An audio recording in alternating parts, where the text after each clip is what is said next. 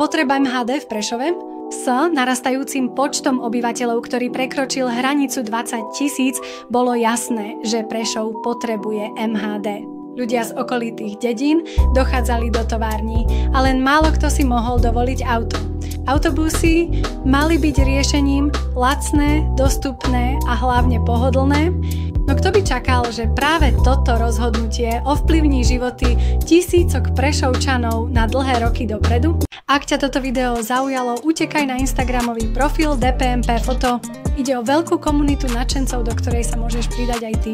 Pozri si ďalšieho videa zo série Histórie MHD v Prešove alebo iné zaujímavosti. Nájdeš nás aj na YouTube či TikToku, ale ako primárny účet funguje Instagram, takže doporučujeme tam.